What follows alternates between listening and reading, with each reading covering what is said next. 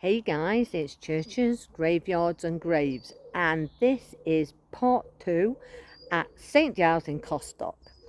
And I'm outside and it's absolutely sweltering out here, so hopefully some of these videos will come across okay because the light might be a little bit dodgy. But this church has been heavily restored in the 1850s, and weirdly enough it has got no like steeple or tower. It was a bit like the one at Wesley where it just had like the two little school bells.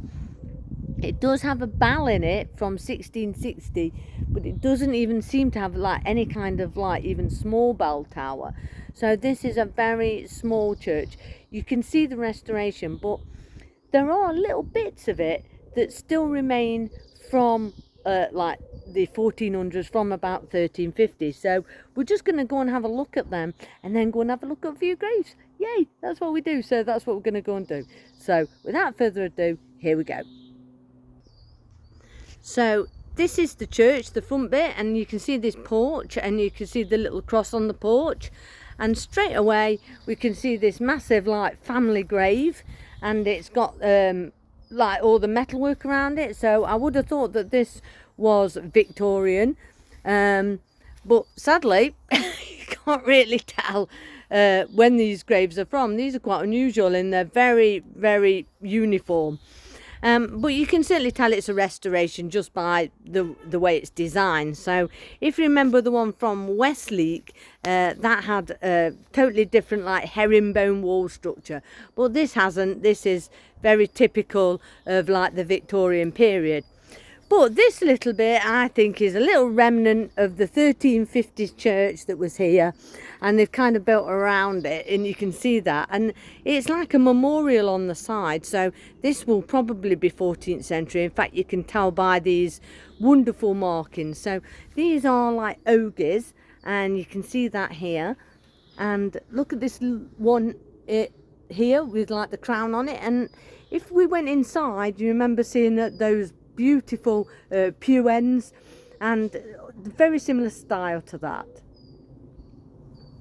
And this I think is a mass style as well. So there's a slight mass style here, which again is a kickback to its origins. So again you can see the hole here. I hope you can see that with the sun. So you can see the hole, and you can see like some lines going off it. So they're not sure exactly what mass styles were, but they think they were to try and tally the times of service and things like that before clocks came in. And then we have this memorial. So I'm not sure the age of this memorial, and sadly it's lost its head. But you can still see it's like a praying figure. You can just about see the arms here. I hope you can see that in this light. You can see the hands. Even though it's lost its head. So it's probably some one of the rectors here, or vicars or priests, that was originally here, and then they were put outside in this tomb to face the weather, obviously. And I don't know why he's lost his head, but he has. And then we get this back bit. So I just want to show you these marks. So these are very typical of medieval markings, as well as the mass style. You often got these, and these are where people like sharpen their arrows or sharpen their knives on the stone wall. So this wall is all limestone. So it's quite soft rock. It's soft sedimentary rock. So they would scrape it on, basically sharpen their arrows, and they would practice in the churchyard. So there was a law in medieval times that straight after church on a Sunday, if you were a boy of a certain age, you would have to come and practice archery. So that's what made the British really good at shooting bows and arrows. Of course, that law got obsolete when gunpowder came and they invented better guns.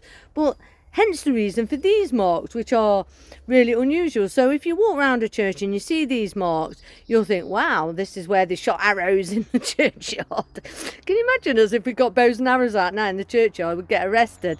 You can also see some of the old brickwork, this orange brickwork, which again could have been even older than the medieval times. And there's some more of it here, because that is not limestone.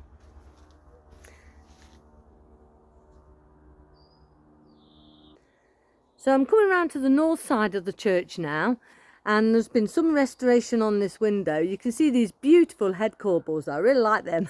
You've got this guy with a big moustache on the right hand side, and this fabulous sort of like, well, I don't know what he is, some sort of devil green man thing on the left hand side. So these would be Victorian reproductions, but they were good at this. They were quite inventive with it, really. So it's beautiful architecture in this tracery window. And so we'll just show you the little graves around here as well as we walk around. Now, strangely enough, they have also put another Ogees memorial here. But obviously, this is nothing like the one on the south side. This is a restoration. But to make it symmetrical, they have kind of put an Ogees memorial in here. So there's the Ogees decoratives. There they are. And as you can see, it's very different to the one on the south side. And then it says here, so this will give you a complete idea of this date. Edward Wilson Clark, MA of St Catherine's Hall, Cambridge, 26 years incumbent of this parish, died the 27th, 1859, age 57. So that pretty much gives you an age. So we have to assume originally that there was perhaps another like memorial, outside memorial from the medieval times, like there was on the other side, but that's gone now. And weirdly enough, there is no like memorial tomb. They've just sort of got this sort of passage on it. So it's quite interesting that they've tried to recreate this. I mean, not as nice a fashion, I have to say, as the medievals. But look at this big block. So they really were. So obviously they had more machine cutters here, and they were much more able to cut certain blocks of wood. But it's far less delicate in some ways than the medieval stonework was.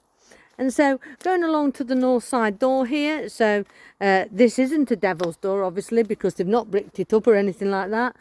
But again, it's typical of the period.